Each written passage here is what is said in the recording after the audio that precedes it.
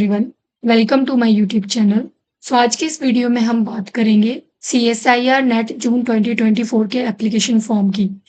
जो CSIR net जून 2024 में अपना एग्जाम कंडक्ट करने वाला है, उसका एप्लीकेशन फॉर्म जो है वो उन्होंने अनाउंस कर दिया है। अब आप उसका फॉर्म जो है वो फिल कर सकते हैं। ये जो है सीएसआईआर नेट एनटीए की ऑफिशियल वेबसाइट है, जहाँ पे उन्होंने नोटिस जारी किया है, public notice joint CSIR UGC net June 2024 opening of application form. यानी कि एप्लीकेशन फॉर्म जो है वो ओपन हो चुका है। अब आप अपना फॉर्म जो है वो फिल कर सकते हैं जून 2024 के लिए। इससे पहले यूजीसी ने जो है अनाउंस किया था जून 2024 के लिए। अब सीएसआईआर ने भी अपनी डेट जो है वो अनाउंस कर दी है। अब हम देखते हैं सबसे पहले कि नोटिस में क्या क्या चीजें दी गई है। आप यहाँ पे देख सकते हैं, पब्लिक नोटिस जो है वो 1 मई को रिलीज किया गया है और यहाँ पे इंपॉर्टेंट डेट दे रखी है। ऑनलाइन एप्लीकेशन फॉर्म 1 मई से लेकर के आप 21 मई तक जो है वो फिल कर सकते हैं। पेमेंट फीस की 22 मई से 23 मई तक रहेगी लास्ट डेट जो है। देन करेक्शन विंडो खुलेगी 25 टू 27। डेट ऑफ एग्जाम बोली गई है जून में 25, 26 और 27 जून। मोड ऑफ एग्जाम जो है वो कंप्यूटर बेस्ड टेस्ट रहेगा। बहुत सारे स्टूडेंट्स जो है ऑलरेडी कंफ्यूज थे। यूजीसी का जो एग्जाम है इस बार वो ओएमआर सीट पे कंडक्ट करवाया जा रहा है, सीबीटी मोड उनका नहीं है। तो क्या उन सबके दिमाग में ये था कि कहीं सीएसआईआर भी जो है ओएमआर सीट पे कंडक्ट तो नहीं करवाएगा, ऑफलाइन तो नहीं करवा रहा है। लेकिन यहाँ पे लिख लिया गया है कि सीबीटी मोड होगा, यानी कि आपका ऑनलाइन ही एग्जाम होगा जैसे कि अभी तक हो रहा था। देन ड्यूरेशन एग्जाम की 3 आवर्स ही रहेगी। Objective type with MCQ pattern वही है, बाइलिंगुअल है। ये जो सीएसआईआर का एग्जाम होता है वो कंडक्ट होता है 5 सब्जेक्ट के लिए: chemical science, earth science, life science, mathematical science और फिजिकल साइंस। इन वेबसाइट पे आप अपना फॉर्म फिल कर सकते हो। लिंक मैं डिस्क्रिप्शन बॉक्स में डाल दूंगी वेबसाइट का, वहां पे आप क्लिक करके डायरेक्ट जो है अपना फॉर्म जो है वो फिल कर सकते हो। कब तक? 21 मई तक आप अपना फॉर्म यहाँ पे फिल कर सकते हैं। देन ये तो थी आपकी पब्लिक नोटिस जो डायरेक्ट आपको बता रही है कब डेट है और कौन सी चीज है। अब देखते हैं कुछ इंपॉर्टेंट चीजें। यहाँ पे हम ब्रोचर देखने वाले हैं सीएसआईआर यूजीसी नेट जून 2024 का, जहाँ पे आपको कंप्लीट डिटेल बताई गई है। अब देखो यूजीसी का जिन लोगों ने भी अगर सुना होगा, यूजीसी में कुछ चेंजेस जो है वो बताए गए हैं। जैसे उनमें से एक चेंजेस मैंने आपको बता दिया कि ऑफलाइन एग्जाम हो रहा है। उसके अलावा भी वहां पे कुछ चेंजेस हुए हैं। सी एलिजिबिलिटी में अगर बात की जाए, इसी तरह के चेंजेस क्या सीएसआईआर नेट में भी हुए हैं, ये हम इस वीडियो में डिस्कस कर रहे हैं। हम देखते हैं कि क्या क्या चेंजेस हुए हैं। और ये हमारे पास जो है प्रोस्पेक्टस है। ये जो प्रोस्पेक्टस है ये मैं आपको कंप्लीट प्रोस्पेक्टस पीडीएफ पे दे दूंगी। आप बॉटनी इनसाइट टेलीग्राम चैनल पे जाके खुद भी इसको जो है वो डाउनलोड कर सकते हैं। अभी हम देखेंगे इंपॉर्टेंट चीजें जो यहाँ पे बताई गई है। सबसे पहले देखो यही है, ऑनलाइन रजिस्ट्रेशन आपकी स्टार्ट हो रही है 1 मई 2024 से 21 मई 2024 तक रहेगी। सक्सेसफुल ट्रांजैक्शन 22 टू 23 तक हो सकती है।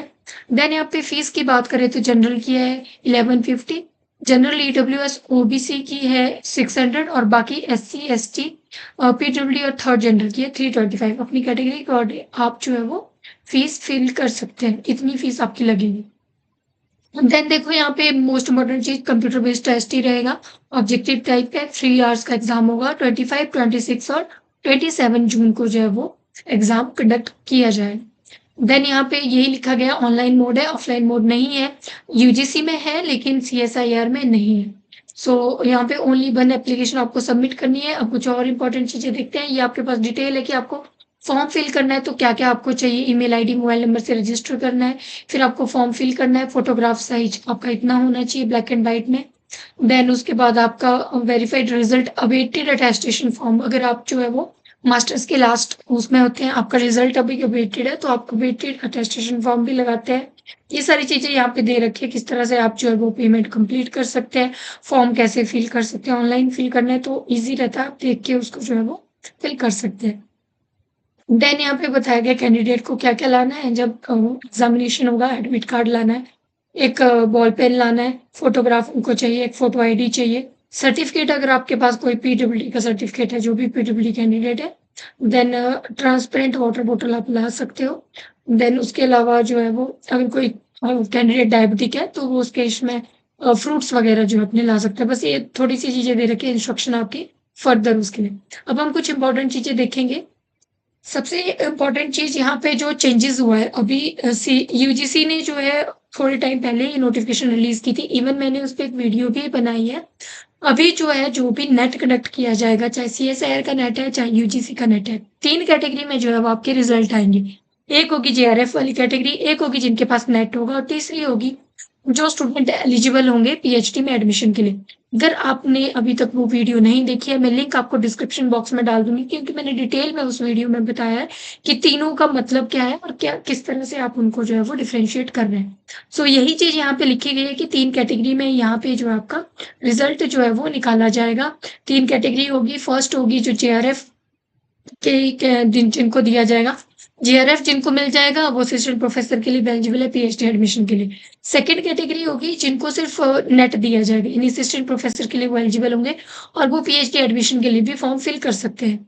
थर्ड कैटेगरी होगी जिनके पास ना ही जेआरएफ है, ना ही नेट है, लेकिन वो पीएचडी में एडमिशन ले सकते हैं डिफरेंट यूनिवर्सिटी में, अगर जो है वो एडमिशन फॉर्म निकल रहे हैं। एंट्रेंस जो है वो बंद हो जाएगा डिफरेंट यूनिवर्सिटी का और डायरेक्टली जो है नेट के बेसिस पे आपकी जो है वो एडमिशन होगी पीएचडी के अंदर। सो यही चीज़ यहाँ पे बताई गई है। ये आप डिटेल वीडियो एक बार ज़रूर देख लेना जिनको इसके बारे में थोड़ी कन्फ्यूज़न है। बाकी यही चीज़ यहाँ पे दी गई है और यही मेन चेंजेस जो है वो लाए गए हैं इस बार यूजीसी के द्वारा। अब इस चेंजेस के अलावा कुछ चेंजेस एलिजिबिलिटी क्राइटेरिया में भी रखे गए हैं। सबसे पहले हम देखते हैं एलिजिबिलिटी क्राइटेरिया मेनली तो होता है मास्टर्स डिग्री चाहिए होती है, या फिर मास्टर डिग्री है, इक्विवेलेंट कोर्स है किसी कैंडिडेट के पास, या फिर फाइनल ईयर एग्जामिनेशन में है अगर आप मास्टर्स के, तब भी आप अप्लाई कर सकते हो। तब आपको जो है वो वेटेड फॉर्म देना पड़ता है अपने जो भी आपका डिपार्टमेंट होगा या फिर इंस्टीट्यूट होगा वहाँ से साइन करवा के। देन उसके बाद यहाँ पे बोला गया है will be admitted provisionally and shall be considered eligible for net. जिनका जो है वो क्वालिफाइंग एग्जामिनेशन जो है वो डिले हो गया है, तो वो भी अप्लाई कर सकते हैं। तो जब उनकी मास्टर्स डिग्री कंप्लीट हो जाएगी, उसके बाद ही उनका नेट जो है वो माना जाएगा।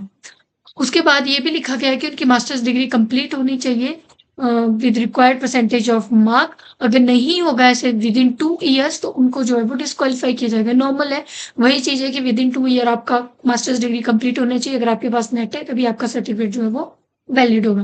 देन नेक्स्ट यहाँ पे बोला गया है जो कैंडिडेट क्वालिफाई होंगे एडमिशन टू पीएचडी ओनली, उनको जो है वो कंप्लीट करनी पड़ेगी masters degree within 1 year from the date of NET result. यानी कि जो आपका नेट का सर्टिफिकेट है वो तो लाइफ टाइम वैलिड रहता है, यानी असिस्टेंट प्रोफेसर के लिए। जब आप एग्जाम दे रहे हो तो आपकी डिग्री 2 ईयर्स के अंदर होनी चाहिए, फिर आपका नेट सर्टिफिकेट जो है वैलिड रहेगा। लेकिन अगर आप एडमिशन टू पीएचडी ओनली वाली कैटेगरी में क्वालिफाई कर रहे हैं पीएचडी के एडमिशन के लिए, तो आपकी जो मास्टर्स की डिग्री है वो विद इन 1 ईयर होनी चाहिए, क्योंकि जो only for the admission to PhD वाली कैटेगरी है वो सिर्फ 1 साल के लिए ही वैलिड रखा गया है।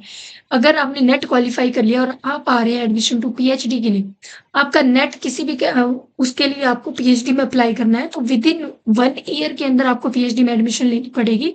उसी के अंडर जो आपका नेट का स्कोर है वो काउंट किया जाएगा, उसके बाद नहीं किया जाएगा।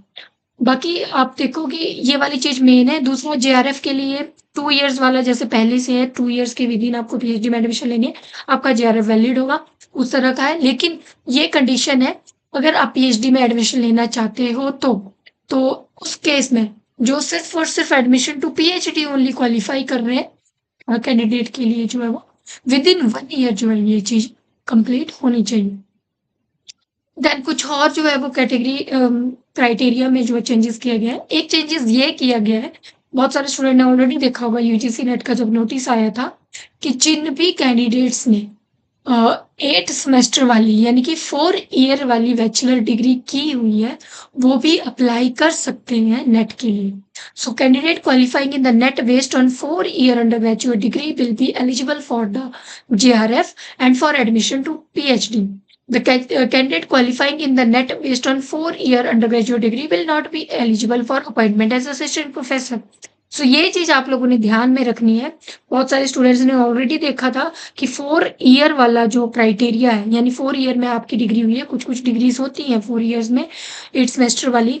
इस केस में अगर आप जेआरएफ क्वालिफाई कर आप फॉर्म फिल कर सकते हो, जेआरएफ क्वालिफाई कर लिया तो वैलिड है, आप पीएचडी में एडमिशन ले सकते हो, जेआरएफ भी आपका वैलिड है। देन उसके बाद पीएचडी ओनली वाली कैटेगरी में आ रहे हो तब भी आप पीएचडी में एडमिशन ले सकते हो डायरेक्टली 4 ईयर के बाद।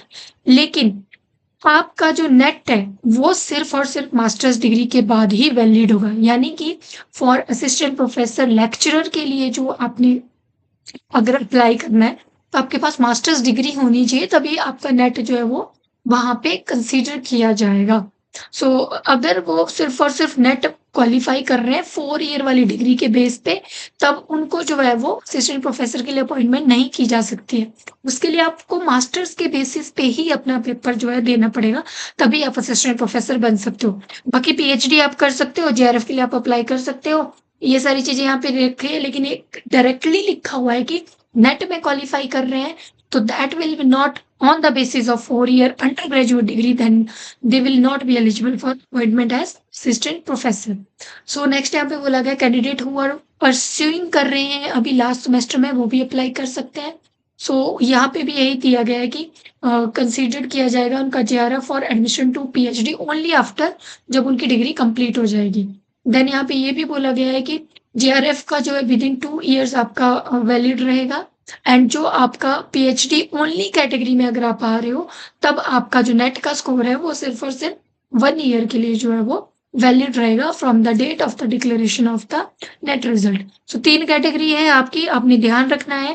पहली कैटेगरी जेआरएफ वाली है, जेआरएफ वालों के लिए अगर पीएचडी में एडमिशन लेनी है तो 2 इयर्स वाला प्रोविजन है। देन आती है आपकी नेट और उसके बाद एडमिशन टू पीएचडी ओनली। जो पीएचडी वाली एडमिशन लेनी है आपने नेट स्कोर के बेसिस पे, वो मेनली जो है आपकी सिर्फ 1 साल के लिए ही वैलिड है। बाकी असिस्टेंट प्रोफेसर बनने के लिए आपने नेट एक बार कर लिया, that will be valid for life time. और ये सारी चीज़ें आपको क्लियर होगी होनी। देखो 3 चीज़ें आपको पता लग गई होगी, 1, 2 और 3। एक आपका जेआरएफ का है, 2 साल का वैलिडेशन है। असिस्टेंट प्रोफेसर ऑब्वियसली नेट अगर आपने किया लाइफ टाइम के लिए वैलिड है, लेकिन पीएचडी में एडमिशन के लिए आपको नेट का जो रिजल्ट है that will be valid for only 1 year, within 1 year for admission to PhD only अगर आपने क्वालीफाई किया हुआ है।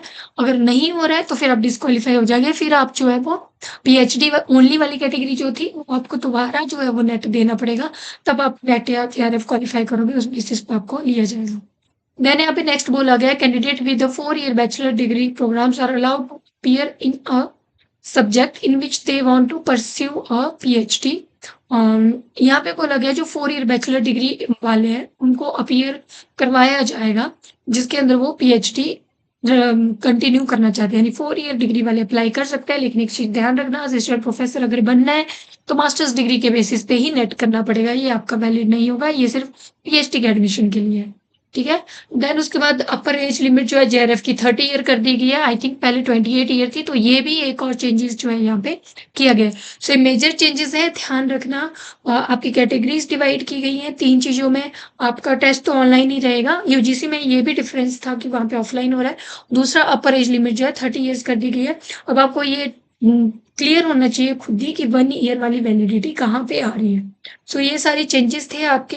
पैटर्न जो है वो क्वेश्चन पेपर का वैसा ही है, आपको केमिकल साइंस है, अर्थ साइंस है, सबका अलग-अलग है। सो उसी तरह से आपका पैटर्न है जैसे पहले रहता था। देन उसके बाद आपकी मार्किंग स्कीम वगैरह भी उसी तरह से नेगेटिव मार्किंग है, देन उस तरह से चीज़ें हैं। नेगेटिव मार्किंग भी रहेगी, अलग-अलग सब्जेक्ट की अलग-अलग नेगेटिव मार्किंग होती है। सो ये कुछ चेंजेस थे जो मेन चेंजेस थे, बाकी ऐसा कुछ भी फर्दर जो है वो चेंजेस नहीं है। आप एक बार गो थ्रू करना खुद ही प्रोस्पेक्टस को, बाकी सचेस कोई चेंजेस मुझे नहीं लगे इसमें। और आप अपना फॉर्म फिल कर सकते हैं, जो भी वेट कर रहे थे जून 2024 के सीएसआईआर नेट का, आप अपना फॉर्म फिल कर सकते हैं। और अपनी प्रिपरेशन को जो है थोड़ा बूस्ट करने की ज़रूरत है अभी, क्योंकि मई आ गया है, थोड़े ही टाइम में मई हो गया, तो जून में आपका एग्ज़ाम है, डेट भी आपके एग्ज़ाम की जो है वो अनाउंस कर दी गई है।